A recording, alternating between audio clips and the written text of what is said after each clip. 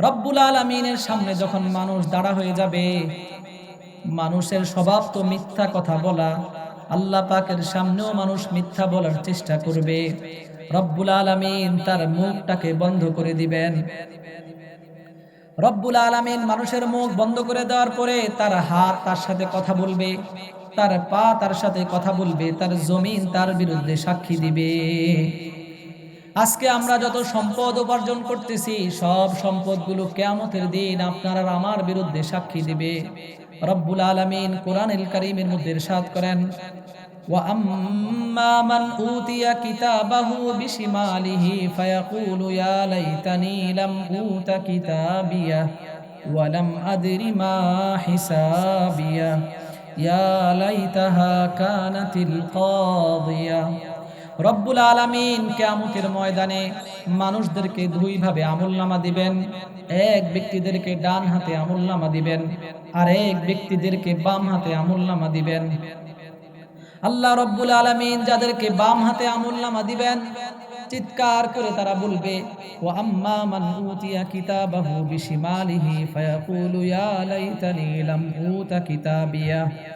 দুনিয়ায় বসবাস করতাম, দুনিয়ায় থাকতাম, কিন্তু আমরা বিশ্বাস করতাম না আখিরাত আছে, জান্নাত আছে, জাহান্নাম আছে। কত আলেম ওয়াজ করছে, কত মানুষ সত্যের কথা বলছে, ভালো কথাগুলো বলছে। ওয়ালাম আদরি মা হিসাবিয়া ইয়া লাইতাহা কানাতিল কাদিয়া।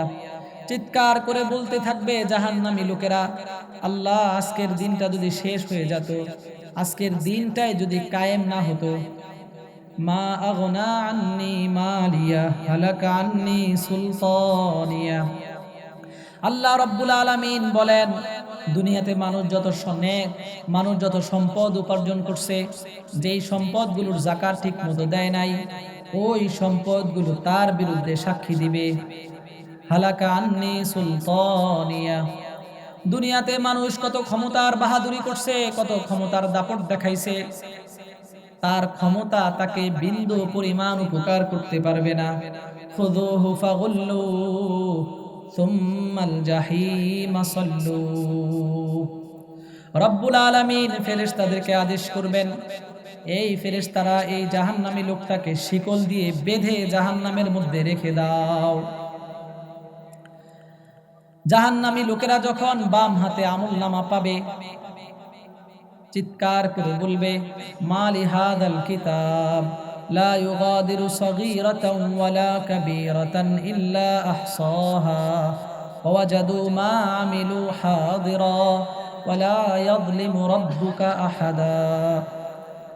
মানুষ যখন আমলনামা পাবে, জোরে জোরে চিৎকার করে বলবে, এটা কেমন আমলনামা, যে আমলনামার মধ্যে যত কাজ করেছি দুনিয়াতে, ছোট কাজ করছি, বড় কাজ করছি, সবগুলো এটার মধ্যে উপস্থিত আছে। একাকী গুনাহ করছি, মানুষের সামনে গুনাহ করছি, যত গোপনে গুনাহ করছি, সবগুলো গুনাহের লিস্টি এই বইয়ের মধ্যে আছে। চিৎকার করে বলবে, মালি হাদাল কিতাব লা ইউগাদিরু সগীরাতান ওয়ালা কাবীরাতান ইল্লা আহসাহা। এটা কেমন আমলনামা, যে আমলনামার মধ্যে দুনিয়াতে যত কাজ করছি, ভালো কাজ করছি, অন্যায় কাজ করছি, সবগুলো কাজের লিস্টি এটার মধ্যে আছে।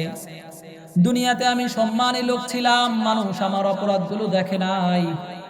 মানুষ তো আমাকে সম্মান করছে, আমি ক্ষমতার দাপট দেখাইছি, আমার তো অমুক দলের লোক, আমার ক্ষমতা এটাই তো আলাদা, মানুষের সামনে কত দাপট দেখাইছি। কিন্তু আজকের এই কিতাবের মধ্যে আমার জীবনের সবগুলো গুনাহের কথা লেখা আছে। রাসূল সাল্লাল্লাহু আলাইহি ওয়াসাল্লামের বাবা ছিল, মা ছিল। নবীর বাবা আগে ইন্তেকাল করেছেন। রাসূল সাল্লাল্লাহু আলাইহি ওয়াসাল্লামের মা নবীর যখন 6 বছর বয়স তখনও ইন্তেকাল করছেন। নবী ছিলেন একজন ইয়াতীম লোক। আল্লাহ পাকের একটা সিস্টেম, নবীর বাবা মা বেশি দিন বেঁচে থাকবে না। রাসূল সাল্লাল্লাহু আলাইহি ওয়াসাল্লামকে আল্লাহ রাব্বুল আলামিন দুনিয়াতে পাঠাইছেন মানুষের গর্বে, এই জন্য যেন আমরা নবীকে মানতে পারি সহজে। এটা না বলি যে তিনি তো ফেরেশতা, অনেক কিছু তার দ্বারা সম্ভব, আমাদের দ্বারা সম্ভব না, এটা বলার আর সুযোগই নাই, কারণ নবীও আমাদের মতো মানুষ ছিলেন। রাসূল সাল্লাল্লাহু আলাইহি ওয়াসাল্লামের ব্যাপারে কুরআনুল কারীমে আল্লাহ তাআলা আয়াত নাযিল করেছেন, লাকাদ কানা লাকুম ফি রাসূলিল্লাহি উসওয়াতুন হাসানাহ। হে দুনিয়ার মানুষ, তোমাদের জন্য তোমাদের নবীর মধ্যে রয়েছে উত্তম আদর্শ। সব ক্ষেত্রে, জীবনের সব ক্ষেত্রে নবীর মধ্যে রয়েছে আমাদের জন্য সর্বোত্তম আদর্শ। বাবা মা হওয়ার জন্য মানুষকে আগে বিয়ে করতে হয়। বিয়ে শাদীর মধ্যে রাসূলের আদর্শ নাই না? নবী বিয়ে করেন নাই? তারপরে সন্তানাদি হয়, সন্তানকে বিয়ে শাদী করানো লাগে, এটার মধ্যে নবীর আদর্শ নাই? রাসূলের সন্তান ছিল না? রাসূলের সন্তান ছিল, তবে নবীর ছেলে সন্তান বেশি দিন বাঁচে নাই। এজন্য কোরআনুল কারীমে আয়াত আসছে, মা কানা মুহাম্মাদুন আবা আহাদিম মির রিজালিকুম ওয়ালাকির রাসূলুল্লাহ। নবী কোনো পুত্র সন্তানের বাবা নন, কারণ রাসূলের পুত্র সন্তান হয়েছে ঠিক, বেশি দিন বাঁচে নাই। তবে নবীর কন্যা সন্তান, তাদেরকে বিয়ে দেয়া লাগছে, তাদেরকে নবী বিয়ে দিছেন। বিয়ে দেওয়ার পরে রাসূল কারো না কারো শ্বশুর হয়েছেন, হন নাই? শ্বশুর হয়েছেন। তারপরে মানুষের নাতি হয়, নাতনি হয়। নবীর ছিল না? রাসূলেরও ছিল। মানুষের আস্তে আস্তে বয়স বাড়তে থাকে, মানুষের মৃত্যু হয়। নবীর মৃত্যু হয়েছে না? মানব জীবনের যা কিছু প্রয়োজন আল্লাহ রাব্বুল আলামিন প্র্যাকটিক্যাল নমুনা হিসেবে রাসূলকে দুনিয়াতে পাঠিয়েছেন। কোনো ক্ষেত্রে যেন এমনটা না বলতে হয় যে তিনি তো ফেরেশতা, তার অনেক কিছু করা লাগে নাই, আমাদের সামনে আসছে, এজন্য আমরা অনেক ভুল করছি। আল্লাহ এর জন্য শিক্ষা দিয়েছেন, যা কিছু করো তোমাদের আদর্শ হলো তোমাদের নবী মুহাম্মাদুর রাসূলুল্লাহ সাল্লাল্লাহু আলাইহি ওয়াসাল্লাম। আল্লাহ রাব্বুল আলামিন কোরআনুল কারীমের বিভিন্ন জায়গায় শিরিকের কথা বলছেন। কোরআনুল কারীমে আয়াত আসছে, وَإِذْ قَالَ لُقْمَانُ لِابْنِهِ وَهُوَ يَعِظُهُ يَا بُنَيَّ لَا تُشْرِكْ بِاللَّهِ إِنَّ الشِّرْكَ لَظُلْمٌ عَظِيمٌ وَوَصَّيْنَا الْإِنسَانَ بِوَالِدَيْهِ إِحْسَانًا। হযরত লোকমান হাকিম, মিশরে তার কবর এখন আছে। আল্লাহ তাআলা তার কবরকে জিয়ারত করার তৌফিক দান করেছেন। লোকমান হাকিম তিনি নবী ছিলেন কিনা আবেদ ছিলেন, এই ব্যাপারে অনেক বর্ণনা আছে। প্রসিদ্ধ কথা হলো তিনি একজন আবেদ ছিলেন, অনেক বড় বুজুর্গ ছিলেন। হযরত লোকমান হাকিম তার সন্তানকে উপদেশ দিতেছেন, ইয়া বুনাইয়া লা তুশরিক বিল্লাহ, আল্লাহর সাথে শিরিক করো না। কি করবা না? এই শব্দের পরের শব্দ আল্লাহ নিজের থেকে উল্লেখ করছেন, ওয়াসাইনাল ইনসানা বিওয়ালিদাইহি ইহসানা। আল্লাহ মানুষদেরকে ওসিয়ত করতেছেন যে তোমরা তোমাদের বাবা মায়ের সাথে সুন্দর আচরণ করো। ওসিয়ত বলা হয় কাকে? মানুষ অনেক আদেশ করে, কিন্তু সব আদেশকে ওসিয়ত আমরা বলি না। ওসিয়ত শুধু বলি মৃত্যুর আগ মুহূর্তে বিশেষ স্পেশাল একটা আদেশকে ওসিয়ত বলে। আল্লাহ রাব্বুল আলামিন কোরআনুল কারীমের এই জায়গায় ওসিয়ত শব্দ ব্যবহার করছেন অনেক গুরুত্ব দেওয়ার জন্য।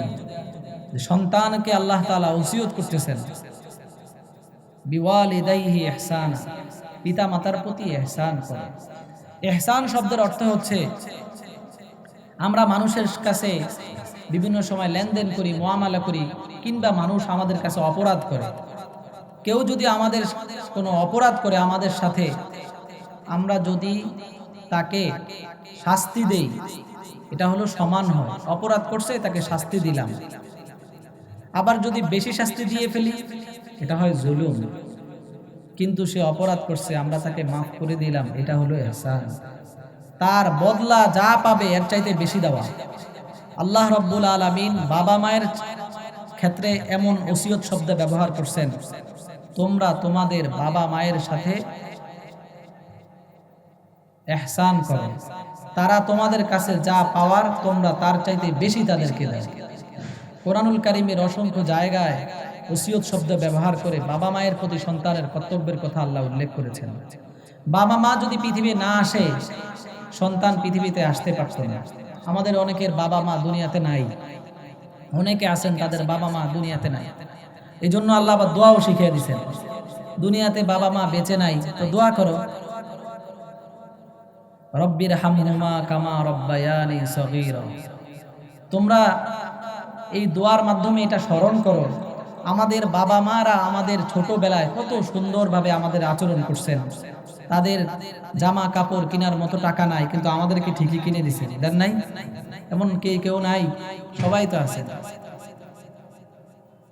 আল্লাহ রব্বুল আলামিন এই কথার মাধ্যমে স্মরণ করাইতে চান, বান্দা তুমি একটা সময় ছোট ছিলা, তোমার বাবা মা তোমাকে জামা কাপড় কিনে দিছে, তোমার বাবা মা অনেক কষ্টে ছিল, তোমাদেরকে কষ্ট দেয় নাই, তোমাদের উপর রহম করছে। আপনি ওই ব্যাপারটাই দোয়াতে বলতেছেন, রব্বির হামহুমা কামা রব্বায়ানি সগীরা। আল্লাহ আপনি আমাদের বাবা মায়ের উপর রহম করেন যেভাবে ছোটবেলায় তারা আমার উপর রহম করছে। এই দোয়ার অর্থ হচ্ছে এটা, আল্লাহ আপনি আমাদের বাবা মায়ের উপর রহম করেন, দয়া করেন যেভাবে তারা আমি ছোট ছিলাম তখন আমার উপর রহম করছে। এই দোয়াটা পড়ার সময় আপনাদের জেহেনে চলে আসে যে ছোটবেলায় আমি এমন এমন করতাম, বাবা আমাকে কতবার ক্ষমা করত, বাবার টাকা নাই তারপরও আমাকে জামা কিনে দিছে, কত কষ্ট করছে। এই দোয়াটা পড়ার সময় যদি আপনার মনে এটাই না আসে, আপনি কেমন সন্তান হলেন? এই দোয়াটা পড়ার সময় যদি বাবার এহসান আপনার উপর মনে না আসে, দোয়াটা তো আপনি করতে পারবেন না। আলেম আর হুজুরদেরকে দিয়ে আপনি দোয়া করাবেন, হুজুর তো তার বাবা মায়ের জন্য দোয়া করবে, রব্বির হামহুমার দোয়াটা তার বাবা মায়ের জন্য খাটবে। আপনার নিজের দোয়া করতে হবে, তাহলে আপনার বাবা মায়ের জন্য দোয়াটা লাগবে। এই জন্য বাবা মা হওয়ার জন্য সর্বপ্রথম ধাপ, শুধুমাত্র সন্তানের উপর বাবা মায়ের যেমন কর্তব্য আছে, বাবা মায়ের উপরও আবার সন্তানের কর্তব্য আছে, দুইটাই থাকে। শুরুতে আপনাকে সন্তানের যে কর্তব্য করতে হবে, তাহলে সন্তান আপনার হকগুলো ঠিকমতো পূরণ করবে। আপনি যদি শুধুমাত্র সন্তানের হক পূরণ না করে সন্তানের কাছে আপনি যা পাবেন তা কামনা করেন, হযরত ওমর ফারুক রাদিয়াল্লাহু তাআলা আনহুর কাছে একটা অভিযোগ আসছে। হযরত ওমরের কাছে এক লোক তার সন্তানের ব্যাপারে অভিযোগ করছে যে ওমর রাদিয়াল্লাহু তাআলা আনহু, আমার সন্তান আমার কথা ঠিকমতো শুনে না। হযরত ওমর রাদিয়াল্লাহু তাআলা আনহু তো গরম মানুষ, তাকে জিজ্ঞাসা করছেন যে তোমার সন্তান তোমার কাছে যা পায় তুমি তা দিছো ঠিকমতো? একের পর জিজ্ঞাসা করতেছিলেন সন্তানের নাম রাখছো কি? তো সেই সন্তানকে এমন নাম রাখছে যেটা ইসলামী তোর শরীয়তের বাহিরের নাম। আবার তাকে জিজ্ঞাসা করছেন তুমি তোমার সন্তানকে কেমন মা উপহার দিছো, সেটাতেও সে ফেল। একটার পর একটা প্রশ্ন করে গেছেন, আর ওই লোক সবগুলোতে ফেল করছে। হযরত ওমর তাকে ধমক দিয়ে বের করে দিয়েছেন, সন্তানের কাছে ভালো কিছু আশা করো, তুমি তো সন্তানের যা কিছু পাওয়ার তা ঠিকমতো দেও নাই, তাহলে কিভাবে তুমি ভালো কিছু আশা করো? এজন্য সন্তানের ব্যাপারে ভালো কিছু চাইলে সন্তানকেও আপনার ভালো কিছু দিতে হবে, সন্তানকে সঠিক শিক্ষা দিতে হবে।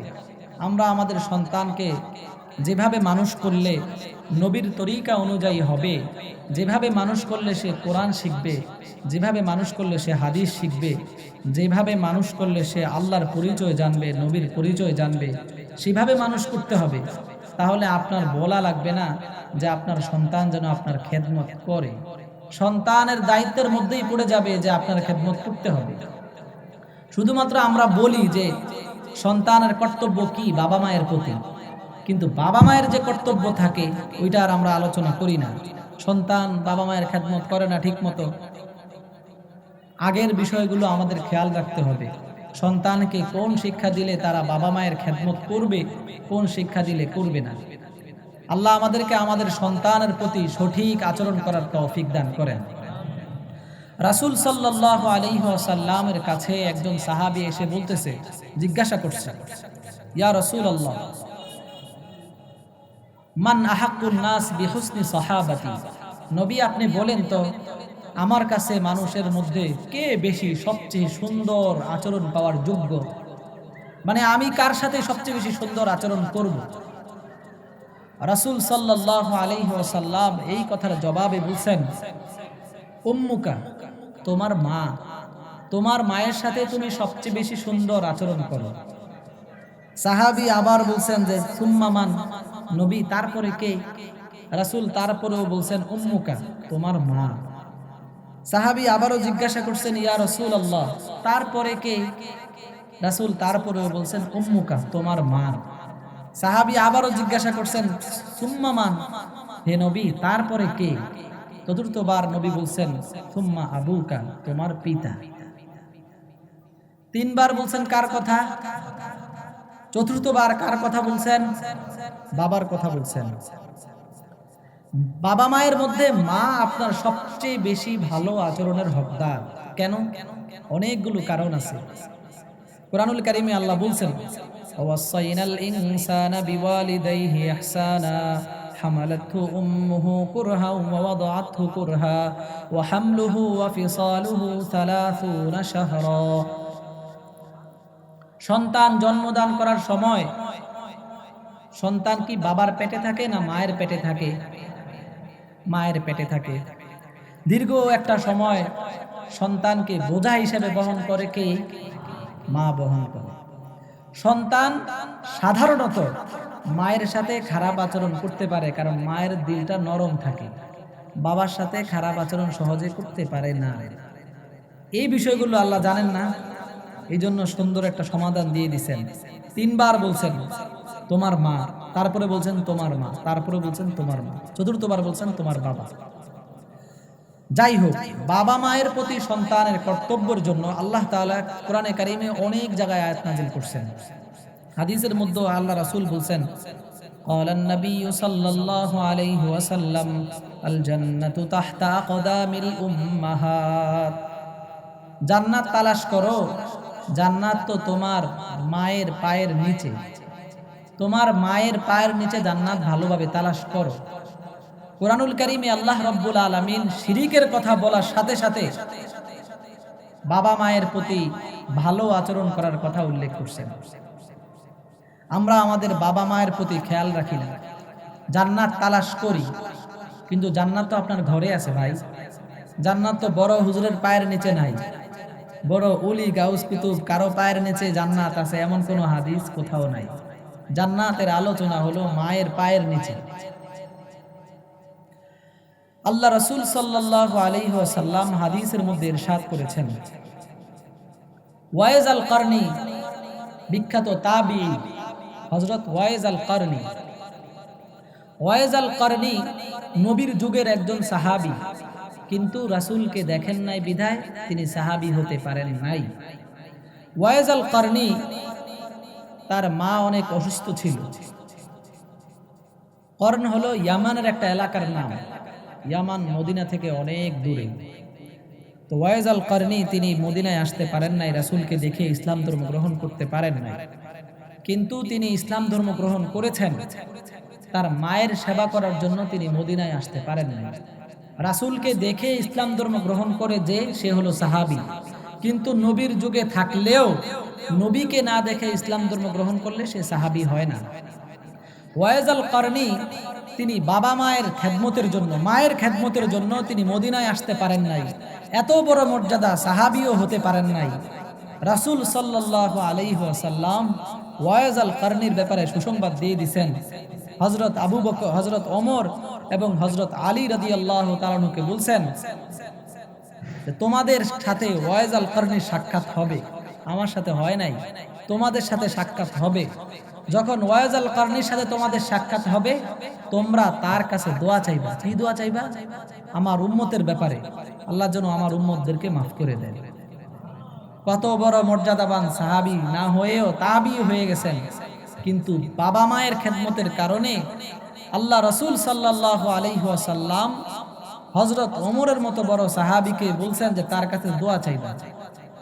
কি করছেন? বাবা মায়ের খেদমত করছেন।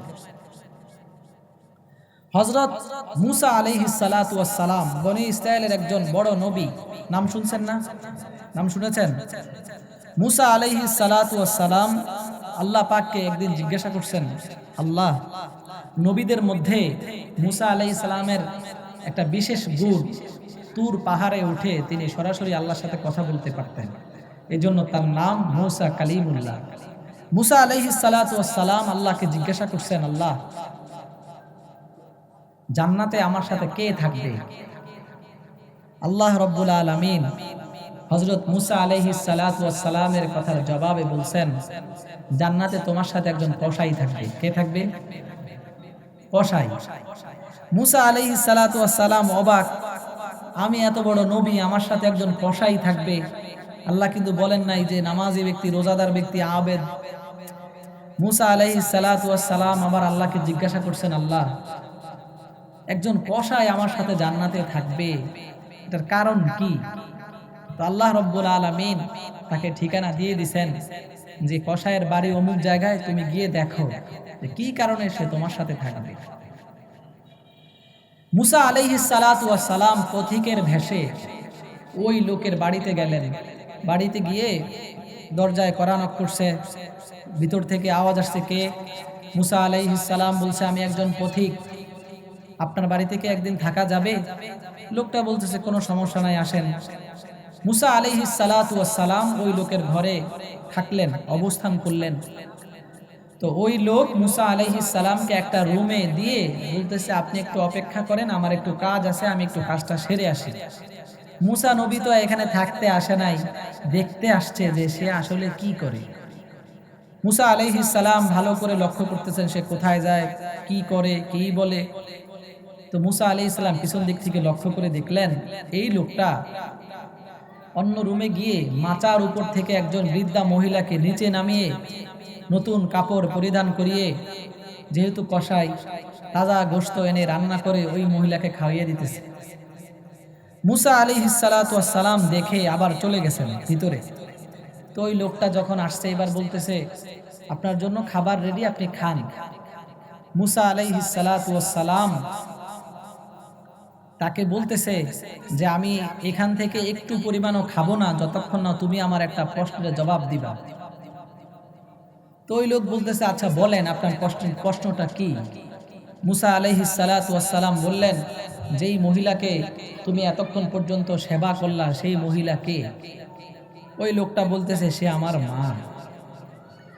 মুসা আলাইহিস সালাতু ওয়াস সালাম আবার তারে জিজ্ঞাসা করছেন যে তুমি যখন তাকে সেবা যত্ন করলা তখন দেখতেছিলাম সে কি যেন তোমার কানে কানে বলতেছে আর দোয়া করতেছে, কি বলতেছিল সে?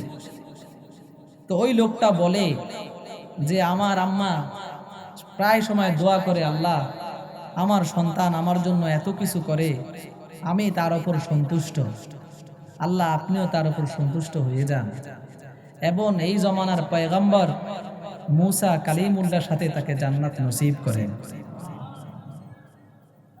হযরত মুসা আলাইহিস সালাতু ওয়াস সালাম তো তখন ওই কসায়ের কপালে চুমু খাওয়া শুরু করছে। যে বলছে যে তখন হযরত মুসা আলাইহিস সালাম বুঝছেন যে সে তো আসলে সাধারণ কসাই না, জান্নাতে থাকবে তার কারণ হলো তার বাবা মা তার জন্য দোয়া করছে। এই জন্য বাবা মায়ের দোয়া আল্লাহ তাআলা সরাসরি কবুল করেন। আজকে করেন, না হয় 2 দিন পরে করেন, একদিন না একদিন কবুল হয়েই যায়। রাসূল সাল্লাল্লাহু আলাইহি ওয়াসাল্লামের জন্মের কিছুদিন পরেই তো মা ইন্তেকাল করেছেন। রাসূল সাল্লাল্লাহু আলাইহি ওয়াসাল্লাম সাহাবায়ে কেরামকে বলছেন বেশি যেন কান্নাকাটি না করে, মা মারা গেলে মায়ের কবরের পাশে।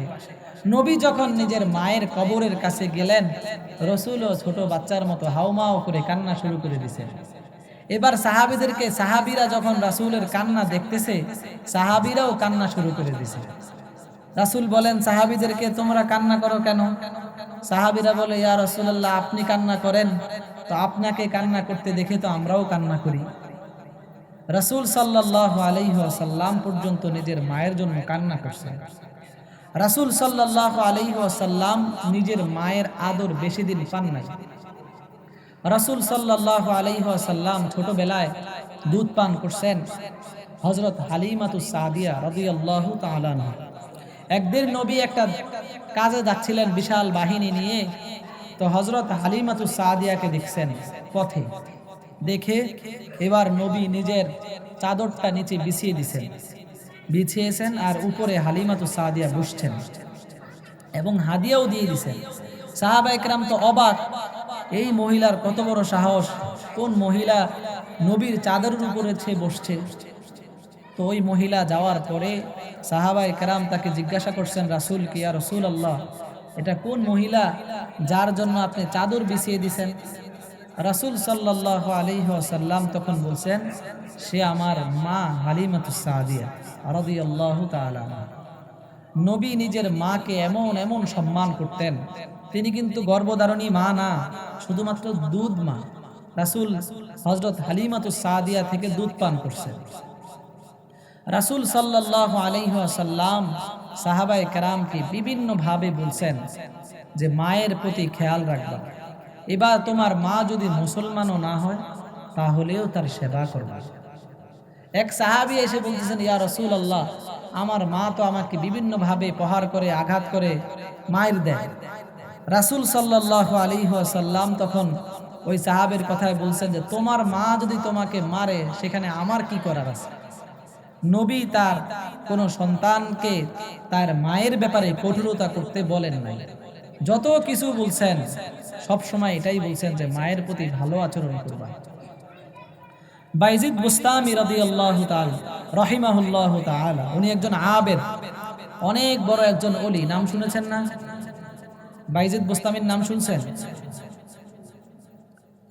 হযরত বাইজিদ বুস্তামি রাহিমাহুল্লাহু তাআলা ছোটবেলায় তার বাবা দুনিয়াতে আসার আগেই ইন্তেকাল করছেন, বাবা মারা গেছেন। বাইজিদ বুস্তামি রাহিমাহুল্লাহু তাআলা যখন দুনিয়াতে আসছেন, তার মায়ের নিয়ত ছিল যে তাকে মাদ্রাসায় পড়াবেন, দ্বীনের শিক্ষা দিবেন। হযরত বাইজিদ বুস্তামিকে একজন আলেমের কাছে নিয়ে গেছেন, তার আম্মা নিয়ে গিয়ে বলছেন যে হযরত, হুজুর, আপনার কাছে আমার সন্তানকে আমানত দিতেছি, যতদিন পর্যন্ত আমার সন্তান আলেম না হবে ততদিন পর্যন্ত সে আমার বাড়িতে আর ফিরবে না। কেমন কথা বলে গেছেন মা। হযরত বাইজিদ বুস্তামি রাহিমাহুল্লাহু তাআলা উনি উস্তাদের কাছে শিখতেছেন, কোরআন শিখতেছেন ছোটবেলায়। তো একদিন তার মনে পড়ছে যে মায়ের সাথে একটু সাক্ষাৎ করে আসি। এবার ওস্তাদের কাছে গিয়ে বলছে, আর ওস্তাদ বলছে যে তুমি যদি কোরআন শরীফের দীর্ঘ একটা অধ্যায় মুখস্থ করতে পারো তাহলে তোমাকে ছুটি দেওয়া হবে। তো ওস্তাদ তো চিন্তা করছেন যে একটা দীর্ঘ সময় তো লাগবে, কমপক্ষে 2-3 বছর লাগবে। বাইজিদ বুস্তামি দিন রাত 24 ঘন্টা মেহনত করে কোরআন শরীফ অল্প দিনের মধ্যে মুখস্থ করে ফেলছে। এবার ওস্তাদের কাছে আইসা বলতেছে, ওস্তাদ, আমি তো আমার মায়ের সাথে একটু সাক্ষাৎ করতে চাই। তো ওস্তাদের কথা মতো ওস্তাদ তাকে ছুটি দিয়ে দিছে। হযরত বাইজিদ বুস্তামি বাড়িতে গিয়ে, রাত হয়ে গেছে, তো বাড়িতে গিয়ে কোরআন পড়তেছে, ভিতর থেকে আওয়াজ আসছে যে কে? বাইজিদ বলতেছে, আমি তোমার ছেলে বাইজিদ বুস্তামি। মা বলতেছে, আমার ছেলে তো এমন না যে সে ইলম শিক্ষা না করে চলে আসবে, তুমি আমার বাইজিদ বুস্তামি না। তো বাইজিদ বুস্তামি আবারও ডাক দিতেছে আর বলতেছে, আমি তো বাইজিদ বুস্তামি। মা বলতেছে, তুমি আমার সন্তান না, আমার সন্তান তো বাইজিদ বুস্তামি, সে বড় আলেম হয়ে আমার কাছে আসবে। রাত হয়ে গেছে কিন্তু মা দরজা খুলে নাই। বাইজিদ বুস্তামি মায়ের সাথে সাক্ষাৎ না করে চলে গেছে।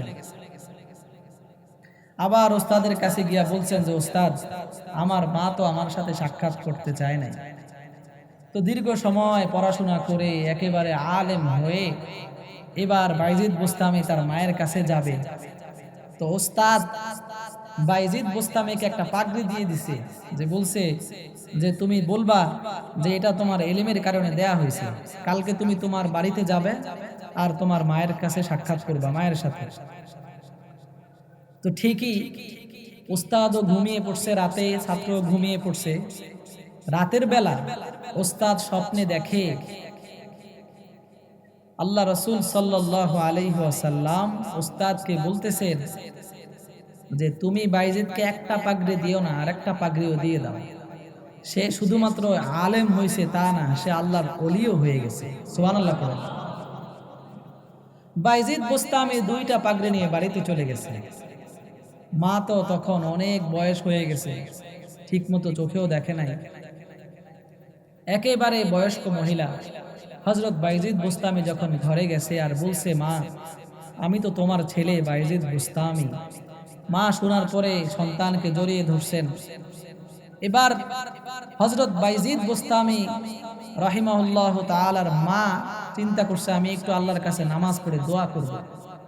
আমার সন্তানকে আল্লাহ তাআলা এত বড় আলেম বানাইছেন, আমি আল্লাহর কাছে শুকরিয়া স্বরূপ নামাজ পড়ব। বাইজিদ বুস্তামি পানি নিয়ে বলছেন যে একটু পানি নিয়ে আসো, আমি তো উযু করতে চাই।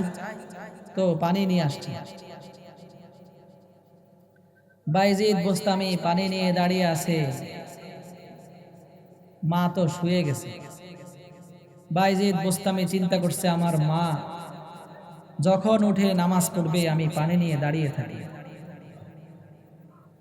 বাইজিদ বুস্তামি দীর্ঘ সময় দাঁড়িয়েছিলেন। মা যখন ঘুম থেকে উঠে উযু করে নামাজ পড়লেন তো দোয়া করছেন, আল্লাহ আমার ছেলেকে আপনি এত বড় আলেম বানাইছেন, সে মানুষের খেদমত করবে। আমি যদি এখন বেঁচে থাকি তাহলে তার আমার সেবা করতে হবে। সে আমার সেবা করতে গিয়ে মানুষের খেদমত করতে পারবে না। আল্লাহ আপনি আমাকে দুনিয়া থেকে নিয়ে যান। হযরত বাইজিদ বুস্তামির মা নামাজ পড়া অবস্থায়, সেজদা অবস্থায় দুনিয়া থেকে চলে গেছে। বাইজিদ বুস্তামির নাম আজকে পুরো পৃথিবী জানে, তার মা কেমন ছিল। এবং হযরত বাইজিদ বুস্তামিও মায়ের সেবা করতেন। আল্লাহ রাব্বুল আলামিন জগৎ বিখ্যাত ওলি হিসেবে কবুল করছেন। এই জন্য বাবা মায়ের খেদমত করা প্রত্যেকটা সন্তানের জন্য জরুরি, প্রত্যেকটা সন্তানের জন্য। এবার আমরা যদি মনে করি যে আমরা বয়স হয়ে গেছে, আপনার বয়স হোক ৮০ হোক ১০০ হোক, আপনি কিন্তু কারো না কারো ছেলে।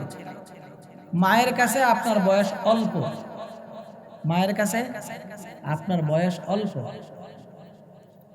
তিনজন ভাই এক জায়গায় বসে ফিকির করতেছে যে মাকে কে খাওয়াবে। মিটিং করতেছে তিনজন। এক ভাই বলতেছে যে আমরা মাসে একটা ভাগ করে নেই, একজন 10 দিন, আরেকজন 10 দিন, আরেকজন 10 দিন, 30 দিন। ছোট ভাই বলতেছে যে 10 দিন 10 দিন করে ভাগ করলেই ভালো হবে। আরেক ভাই বলতেছে এভাবে না করে 1 মাস 1 মাস করে ভাগ করে নেই। আরেক ভাই বলতেছে ভাই এই ভাগটা না করে আপনারা যদি বলেন মায়ের পুরো দায়িত্বটা আমি একাই নিয়ে নিই। এখন এই কথা বলার পরে অন্য দুই ভাই তো খুশি যে মায়ের দায়িত্ব আমাদের উপর আর আসতেছে না, খরচপাতি করা লাগবে না, তাহলে তো ভালোই। এই কথাটা পাশের বাড়ির আরেকজন চাচা দেখে সকালে আইসা বলতেছে, তুমি তো একটা বোকা, তোমার ভাইয়েরা তোমার মায়ের জন্য কোনো খরচ করবে না, তুমি তো খরচ করবা, তুমি তো একটা বোকা। তাদের টাকাগুলো জমবে আর তোমার টাকা খরচ হয়ে যাবে। ওই লোকটা বলতেছে, চাচা আপনিও বোকা, আমার দুই ভাইও বোকা। কারণ তারা জানে না যে আমি মায়ের খেদমত করে কি অর্জন করতে চাই। আমি তো আসল জায়গা অর্জন করতে চাই। দুনিয়ার অল্প কিছু টাকার জন্য আমি তো জান্নাত কিনতে চাই। এই জন্য আমি আমার মায়ের খেদমত করতে চাই। তারাও বোকা, আপনিও বোকা। কোরআনুল কারীমে আল্লাহ তাআলাও বিভিন্ন জায়গায় বলছেন যে মা বাবার প্রতি ইহসান করো, তারা যা পাবে তোমাদের কাছ থেকে তোমরা তার চাইতে বেশি দাও। আল্লাহ আমাদেরকে তৌফিক দান করেন। বাবা মায়ের প্রতি সব সময় সুন্দর আচরণ করতে হবে। কোরআনুল কারীমে আল্লাহ তাআলা ইরশাদ করেছেন, ওয়াকাদা রাব্বুকা আল্লা তা'বুদু ইল্লা ইয়্যাহু ওয়া বিল ওয়ালিদাইনি ইহসানা ইম্মা ইয়াবলুগান্না ইনদাকাল কিবারা আহাদুহুমা আও কিলাহুমা ফালা তাকুল লাহুমা উফফিন ওয়ালা তানহারহুমা وَقُلْ لَهُمَا قَوْلًا كَرِيمًا। রব্বুল আলামিন দুনিয়ার মানুষের প্রতি লক্ষ্য করে বলেন, তোমাদের মালিক তোমাদের রব তোমাদেরকে আদেশ দিতেছেন তোমাদের বাবা মায়ের প্রতি এমন আচরণ করো যাতে তাদের মুখ থেকে উফ শব্দটুকু বের না হয়। ফালা তাকুল লাহুমা উফফিন ওয়ালা তানহারহুমা, এমন কোনো আচরণ করবা না যে আচরণের কারণে বাবা মা তোমাদের প্রতি কষ্ট হয়ে উফ শব্দ বের করে দেয়। এক উফ শব্দ তোমাদের জীবন ধ্বংস হওয়ার জন্য কারণ হয়ে যাবে। ওয়ালা তানহারহুমা ওয়া কুল লাহুমা কাওলান কারীমা। আল্লাহ রাব্বুল আলামিন বলেন, তাদের সাথে সুন্দর নম্র আচরণ করো, যেই আচরণের কারণে তারা তোমাদের জন্য দোয়া করে, আর দোয়ার বদৌলতে আল্লাহ রাব্বুল আলামিন তোমাদেরকে জান্নাত দান করেন। আল্লাহ রাব্বুল আলামিন কোরআনুল কারীমের বিভিন্ন জায়গায় দুনিয়ার মানুষের প্রতি লক্ষ্য করে বলেন, মা তোমাকে দীর্ঘদিন যাবত পেটে রেখে কষ্ট করেছে, দীর্ঘদিন যাবত তোমাকে পেটে নিয়ে মা নামাজ পড়ছে, তোমার বোঝা বহন করছে, তোমার জন্মের পরেও মা তোমাকে কষ্ট করছে। এই কথাগুলো মনে করে করে তুমি তোমার বাবা মায়ের জন্য দোয়া করতে থাকো। রব্বির হামহুমা কামা রব্বায়ানি সগীরা। তোমরা বলতে থাকো, আল্লাহ যেভাবে আমার বাবা মা দুনিয়াতে আমার জন্য কষ্ট করছেন, আমার উপর রহম করছেন, আল্লাহ আপনি তাদের উপরও রহম করে দেন। বাবা মায়ের জন্য সব সময় দোয়া করবেন। দোয়ার অনেকগুলো দোয়া আল্লাহ রাসূল এবং আল্লাহ তাআলা শিখাইছেন। এর মধ্যে সবচেয়ে উত্তম কোরআনে কারীমের দোয়া, সবাই পড়েন, রব্বির হামহুমা কামা রব্বায়ানি সগীরা। রব্বির হামহুমা কামা রব্বায়ানি সগীরা। আল্লাহ আপনি আমার বাবা মায়ের উপর রহম করেন, যেভাবে তারা ছোটবেলায় আমার উপর রহম করছে। বাবা মায়ের প্রতি কিছু হক আছে যেটা সন্তানের উপর জরুরি। বাবা মায়ের উচিত সন্তানকে সঠিক শিক্ষা দেওয়া, যেই সঠিক শিক্ষা দেওয়ার কারণে সন্তান বাবা মায়ের মৃত্যুর পরে বাবা মায়ের জন্য দোয়া করে। হাদিসে আসছে, রাসূল বলেন, قال النبي صلى الله عليه وسلم إذا مات الإنسان انقطع عمله إلا من ثلاث من صدقة جارية أو علم ينتفع به أو ولد صالح يدعو له। নবীজি বলেন, দুনিয়ার মানুষের ইন্তেকালের পরে সবগুলো আমলের দরজা বন্ধ হয়ে যায়, শুধুমাত্র তিনটা আমলের দরজা বাকি থাকে। আও ইলমিন ইউনতাফাউ বিহি আও ওয়ালাদিন সালিহিন ইয়াদউ লাহু। নবীজি বলেন, তিনটা আমলের মধ্যে প্রথম আমলটা হলো কোনো সদকায়ে জারিয়া। দুনিয়ায় থাকা অবস্থায় মানুষ যদি কোনো মসজিদ, মাদ্রাসা, দ্বীনের খেদমতে অর্থ সম্পদ দান করে যায়, মৃত্যুর পরে তার সবগুলো আমলের দরজা বন্ধ হওয়ার পরে এই জায়গা থেকে অটো অটো পেনশনের মতো তার কবরে সওয়াব পৌঁছতে থাকবে। নবীজি বলেন, দুই নাম্বারটা হলো আও ইলমিন ইউনতাফাউ বিহি। দুই নাম্বারটা হলো সে দুনিয়ায় থাকা অবস্থায় এমন কোন ইলম রেখে গেছে, যেই ইলমের কারণে মানুষ দুনিয়াতে আমল করতেছে, তার মৃত্যুর পরে মানুষ যতদিন পর্যন্ত তার কথার উপরে আমল করবে, তার কবরে অটো অটো সওয়াব পৌঁছতে থাকবে। রাসূল বলেন, তিন নাম্বারটা হলো ওয়া ওয়ালাদিন সালিহিন ইয়াদউ লাহু।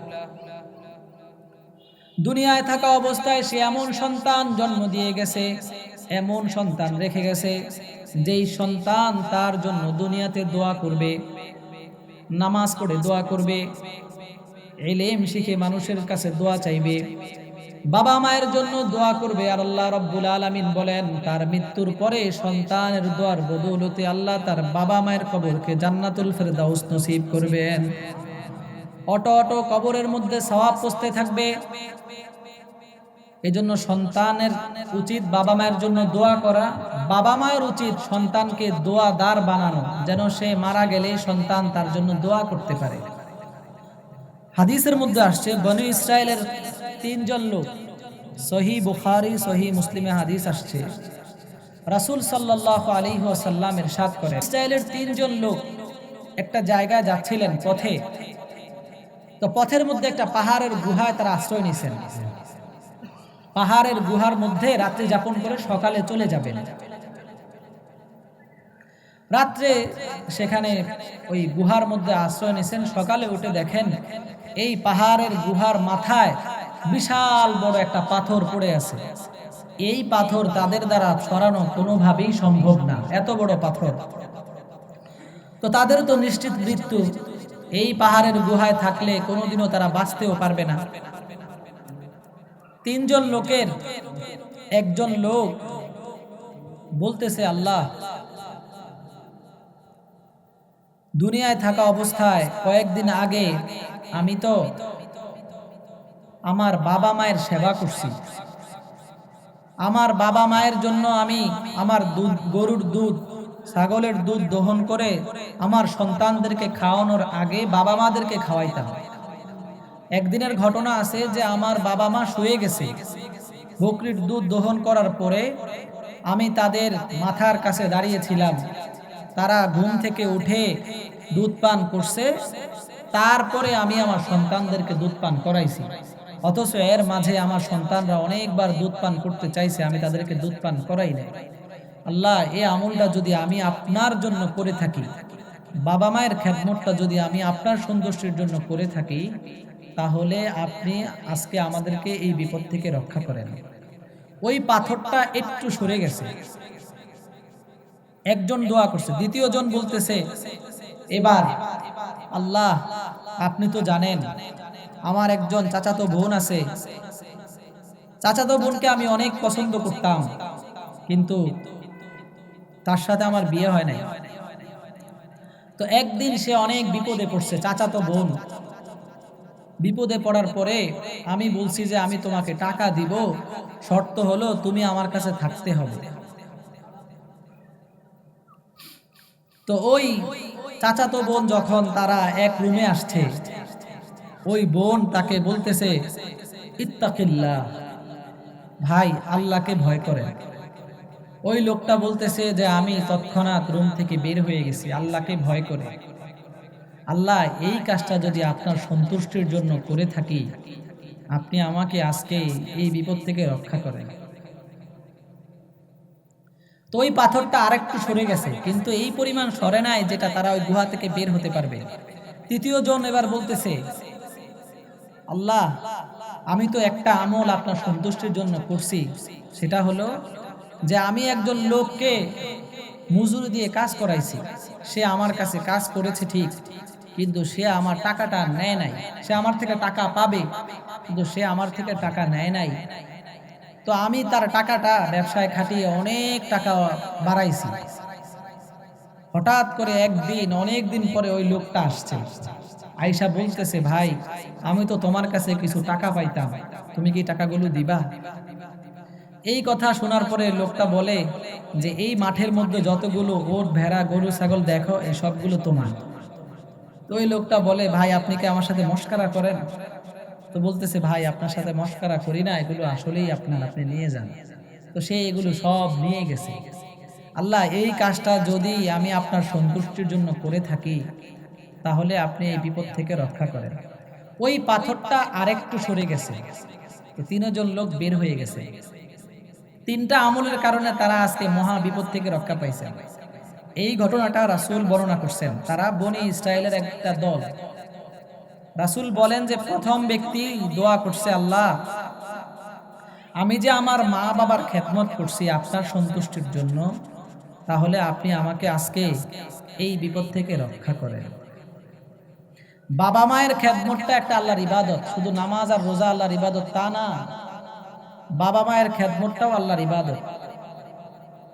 আমরা মনে করি যে ইসলামের কিছু বিষয় শুধু ইবাদতের মধ্যে সীমাবদ্ধ, আসলে তা না।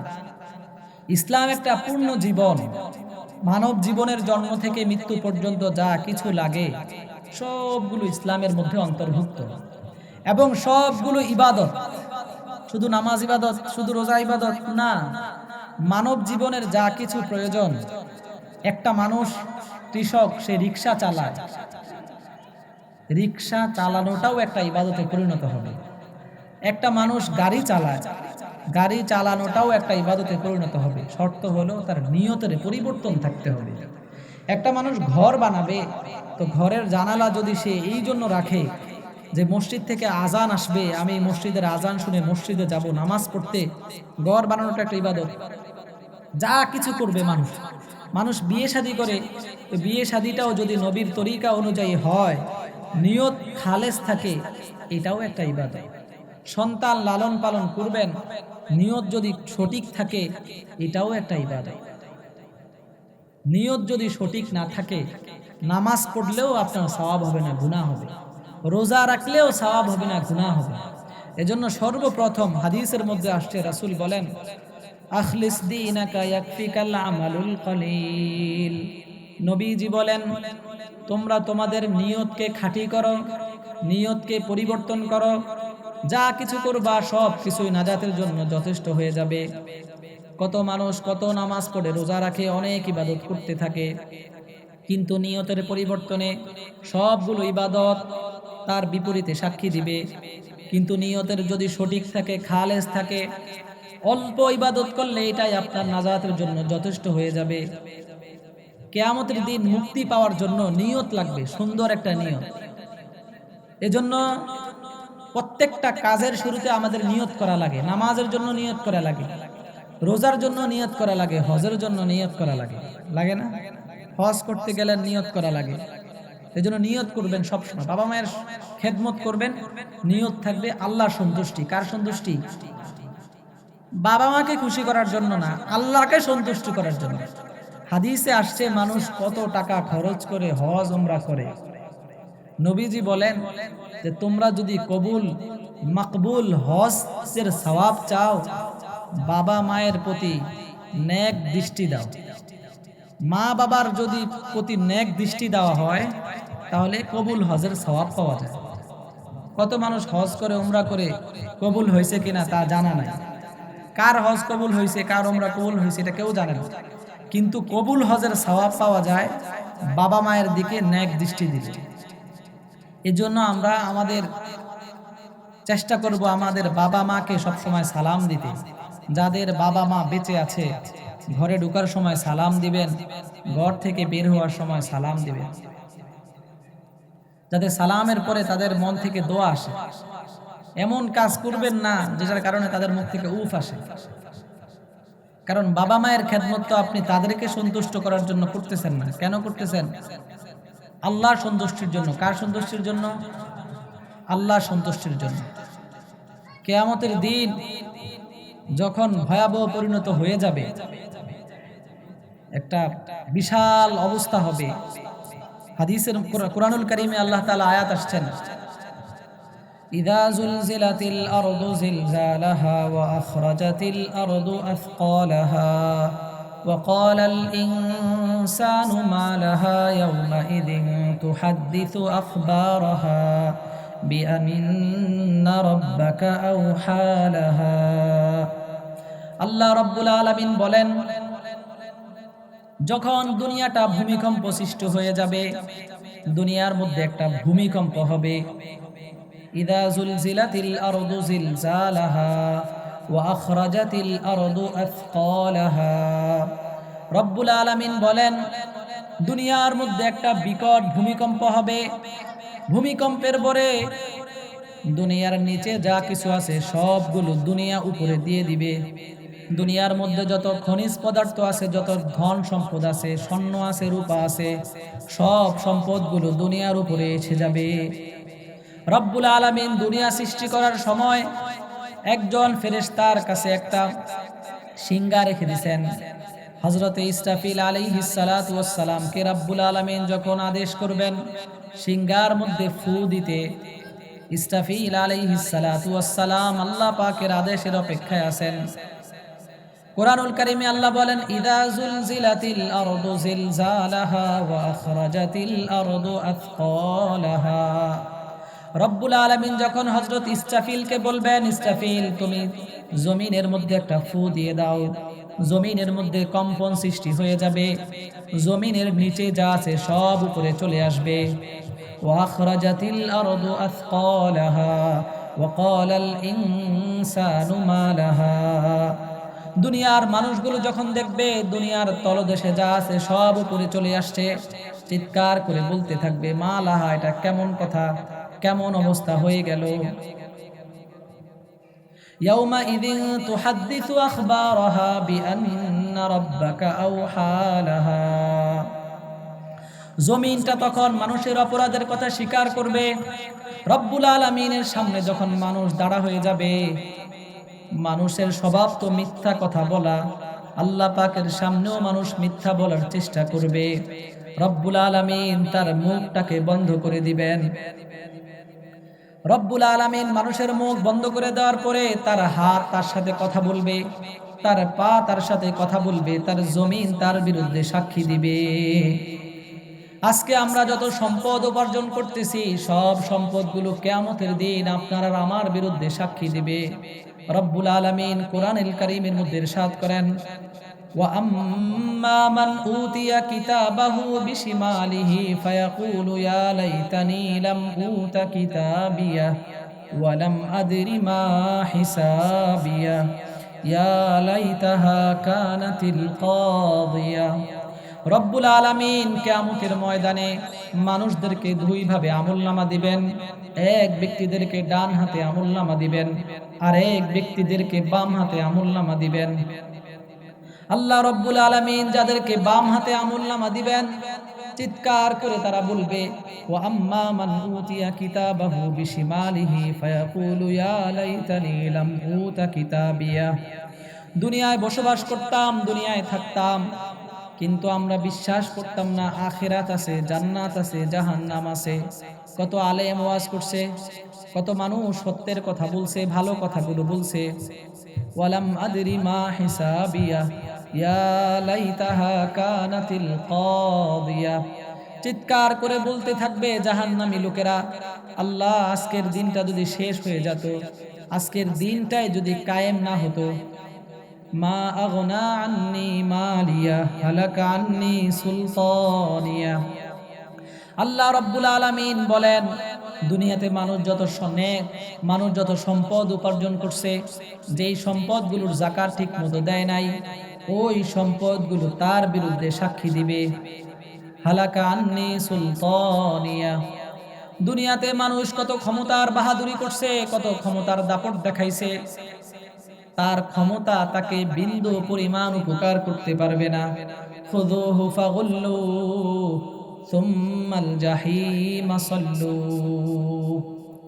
রব্বুল আলামিন ফেরেশতাদেরকে আদেশ করবেন, এই ফেরেশতারা এই জাহান্নামী লোকটাকে শিকল দিয়ে বেঁধে জাহান্নামের মধ্যে রেখে দাও। জাহান্নামী লোকেরা যখন বাম হাতে আমলনামা পাবে, চিৎকার করে বলবে, মালি হাদাল কিতাব লা ইউগাদিরু সগীরাতান ওয়ালা কাবীরাতান ইল্লা আহসাহা ওয়া ওয়াজাদু মা আমিলু হাদিরা ওয়ালা ইয়াযলিমু রাব্বুকা আহাদা। মানুষ যখন আমলনামা পাবে, জোরে জোরে চিৎকার করে বলবে, এটা কেমন আমলনামা, যে আমলনামার মধ্যে যত কাজ করেছি দুনিয়াতে, ছোট কাজ করছি, বড় কাজ করছি, সবগুলো এটার মধ্যে উপস্থিত আছে। একাকী গুনাহ করছি, মানুষের সামনে গুনাহ করছি, যত গোপনে গুনাহ করছি, সবগুলো গুনাহের লিস্টি এই বইয়ের মধ্যে আছে। চিৎকার করে বলবে, মালি হাদাল কিতাব লা ইউগাদিরু সগীরাতান ওয়ালা কাবীরাতান ইল্লা আহসাহা। এটা কেমন আমলনামা, যে আমলনামার মধ্যে দুনিয়াতে যত কাজ করছি, ভালো কাজ করছি, অন্যায় কাজ করছি, সবগুলো কাজের লিস্ট এটার মধ্যে আছে। দুনিয়াতে আমি সম্মানী লোক ছিলাম, মানুষ আমার অপরাধগুলো দেখে নাই, মানুষ তো আমাকে সম্মান করছে, আমি ক্ষমতার দাপট দেখাইছি, আমার তো অমুক দলের লোক, আমার ক্ষমতা এটাই তো আলাদা, মানুষের সামনে কত দাপট দেখাইছি। কিন্তু আজকের এই কিতাবের মধ্যে আমার জীবনের সবগুলো গুনাহের কথা লেখা আছে। লা ইউগাদিরু সগীরাতান ওয়ালা কাবীরাতান ইল্লা আহসাহা ওয়া ওয়াজাদু মা আমিলু হাদিরা ওয়ালা ইয়াযলিমু রাব্বুকা আহাদা। আল্লাহ রাব্বুল আলামিন বলেন, তোমরা যা কিছু দেখবা, যা কিছু পাইবা, ওই আমলনামার মধ্যে সবগুলো সত্য থাকবে, একটাও মিথ্যা থাকবে না। তোমাদের মালিক তোমাদের উপর জুলুম করবেন না, তোমাদের মালিক তোমাদের উপর ইনসাফ প্রতিষ্ঠা করবেন। তোমাদের ক্ষমতার বাহাদুরি সব শেষ হয়ে যাবে। সেদিন আল্লাহ বলবেন, লিমানিল মুলকুল ইয়াউম লিল্লাহিল ওয়াহিদিল কাহ্হার। রব্বুল আলামিন চিৎকার করে বলবেন, আজকে দুনিয়ার ক্ষমতাধর শাসকরা কোথায়? দুনিয়ায় থাকা অবস্থায় কত বাহাদুরি করছো, কত ক্ষমতা দেখাইছো, সময়ের ব্যবধানে তোমাদের ক্ষমতা আমি আল্লাহ ছিনিয়ে নিয়ে গেছি। মিশরের ফেরাউন, আল্লাহ রব্বুল আলামিন ফেরাউনকে এত ক্ষমতা দিছেন, মিশরের নীল নদ দীর্ঘ প্রসারিত নদীর মধ্যে একটা নদী হলো নীল নদ, যেই নীল নদের পানিগুলো ফেরাউনের কথায় প্রবাহিত হতো। আল্লাহ রাব্বুল আলামিন এই ক্ষমতাধর শাসক ফেরাউনকেও নীল নদের মধ্যে ডুবিয়ে হত্যা করছেন। আল্লাহ রাব্বুল আলামিন কিয়ামতের দিন শুধু চিৎকার করে বলবেন, লিমানিল মুলকুল ইয়াউম লিল্লাহিল ওয়াহিদিল কাহ্হার। রব্বুল আলামিন বলবেন, আজকের দুনিয়ার ক্ষমতাধর লোকরা কোথায়? দুনিয়াতে ক্ষমতার বাহাদুরি করে মানুষের উপর জুলুম করেছো, কতভাবে মানুষের সাথে অন্যায় করেছো, মানুষের জায়গা জমি ভোগ করেছো, অন্যায়ভাবে মানুষের সাথে খারাপ আচরণ করেছো, ক্ষমতার বাহাদুরি করে মানুষের সাথে অন্যায় আচরণ করেছো। সেই ক্ষমতাবান লোকেরা আজকে কোথায়? চিৎকার আসবে, জবাবে বলা হবে, লিল্লাহিল ওয়াহিদিল কাহ্হার। আজকের ক্ষমতা একমাত্র মালিক রব্বুল আলামিনেরই প্রতিষ্ঠিত হবে। দুনিয়ার কোনো ক্ষমতাধর বাহাদুর কারো ক্ষমতা সেদিন থাকবে না। সবাই সমানভাবে সারিতে দাঁড়ানো হবে। দুনিয়ার মানুষ যে রিক্সা চালক সেও যেই কাতারে দাঁড়াবে, দুনিয়ার চেয়ারম্যান সেও সেই কাতারেই দাঁড়াবে, দুনিয়ার প্রেসিডেন্ট যেই কাতারে দাঁড়াবে, দুনিয়ার একজন ভ্যান চালকও সেই কাতারেই দাঁড়াবে। আল্লাহর সামনে সব সমানভাবে দাঁড়ানো হবে। সবার সামনে একটা আমলনামা দেয়া হবে। বদকার লোকদের আমলনামা তো স্বাভাবিকভাবে দেওয়া হবে না, বদকার লোকদের আমলনামা দেয়া হবে পেটের ভিতরে ছিদ্র করে পিছনে নিয়ে বাম হাতের মধ্যে আমলনামা দেয়া হবে। এবার তার মাথাটাকে ঘুরিয়ে বলা হবে, তোমার আমলনামাটা ভালো করে একটু পড়ে দেখো কি কাজ করেছো। আল্লাহু আকবার। বদকার লোকদের আমলনামাটা খুব ভয়ঙ্কর হবে। দুনিয়াতে যারা অপরাধ করে তওবা না করে চলে যায়, বাবা মায়ের খেদমত না করে অন্যায় করছেন, বাবা মায়ের কাছে ক্ষমা চান, গিয়া বলেন যে আপনাদের সাথে কত অন্যায় আচরণ করছি, আপনারা আমাদেরকে মাফ করে দেন। যদি বাবা মা আপনাদেরকে মাফ না করে, আল্লাহও মাফ করবেন না। একজন সাহাবীর ব্যাপারে ঘটনা আসছে, যে সাহাবী অনেক বড় সাহাবী, কিন্তু তিনি তার মা মুসলমান ছিলেন না শুরুতে। তো তিনি শুরুতে তার মায়ের সাথে ভালো আচরণ করতেন না। তো মৃত্যুর সময় ওই সাহাবীর মুখ থেকে কালিমা আসতেছে না। রাসূল সাল্লাল্লাহু আলাইহি ওয়াসাল্লামও ছিলেন। রাসূল বললেন যে তার কালিমা আসতেছে না কেন, ভালো করে একটু খেয়াল করো। পরে বুঝছেন যে তিনি যখন তার মা মুসলমান ছিল না, তখন তার সাথে ওইভাবে গুরুত্ব দিতে আচরণ করতেন না। রাসূল সাল্লাল্লাহু আলাইহি ওয়াসাল্লামের আদেশে ওই সাহাবীর মাকে আনা হয়েছে। কথা কি বোঝা যায়? তো রাসূল বলছেন যে আপনার সন্তান কি আপনার সাথে কোনোভাবে খারাপ আচরণ করছে? মা বলে যে না, আমার সাথে তো কোনো খারাপ আচরণ করে নাই। রাসূল আবারও বলছেন যে ভালো করে খেয়াল করে দেখেন। তখন মা বলছে, আমি একটা কষ্ট পাইতাম যে আমার সন্তান আমার সাথে আগে ভালোভাবে আচরণ করতে না। তখন নবীজি বলেন যে আপনি আপনার সন্তানকে যদি আজকে মাফ না করেন, তাহলে আপনার সন্তান কোনোদিন বেহেশতে যেতে পারবে না। আপনি আপনার সন্তানকে মাফ করে দেন। তখন ওই মা তার সন্তানকে মাফ করে দিছেন, আর ওই সাহাবীর মুখ থেকে কালিমা বের হওয়া শুরু করছে, লা ইলাহা ইল্লাল্লাহু মুহাম্মাদুর রাসূলুল্লাহ। একটা কালিমার বদৌলতে ওই সাহাবী জান্নাতি হয়ে গেছে। সুবহানাল্লাহ। এই জন্য বাবা মায়ের খেদমতের দারুন মৃত্যুর আগে আপনার মুখে কালিমা নসিব হবে। মৃত্যুর আগে যদি কালিমা নসিব হয়, তাহলে মৃত্যুর পরে তো আপনি বেহেশতে যাবেন, আল্লাহ আপনাকে মাফ করে দিবেন। দুনিয়াতে আরো কত অপরাধ করি, সবগুলো অপরাধের জন্য আমরা যদি ক্ষমা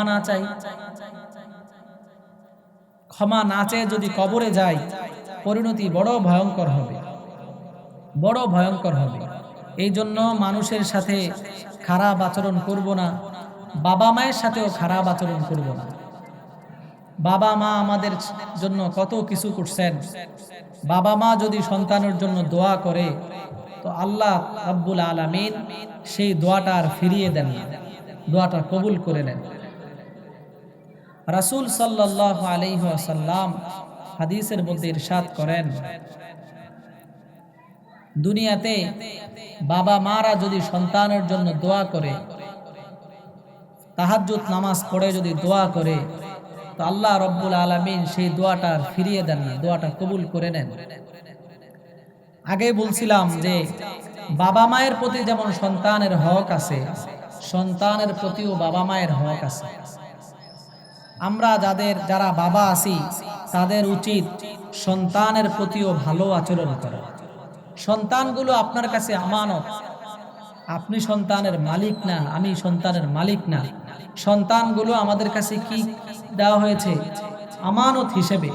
আমানতের যদি খেয়ানত করেন তাহলে আল্লাহ পাক আপনাকে ধরবে।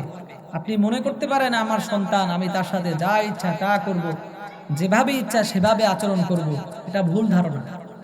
সন্তানদের উচিত যেমনি ভাবে বাবা মায়ের সাথে ভালো আচরণ করা, বাবা মায়েরও উচিত সন্তানের সাথে ভালো আচরণ করা।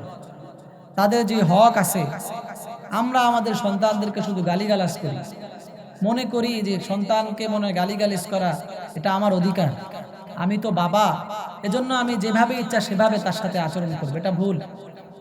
সন্তান আপনার কাছে আমানত। সন্তানকে আপনি কোন কাজে ব্যয় করছেন, তাকে কিভাবে লেখাপড়া করাইছেন, কিভাবে তার জীবন যাপন করাইছেন, এটা আল্লাহর কাছে আপনার জিজ্ঞাসাবাদ হতে হবে। হাদিসের মধ্যে আসছে, রাসূল বলেন যে প্রত্যেকটা মানুষ একজন জিম্মাদার। বাবা তার সন্তানের জিম্মাদার। মানুষের অধীনে যারা আছে, অধীনস্থ লোকের জিম্মাদার।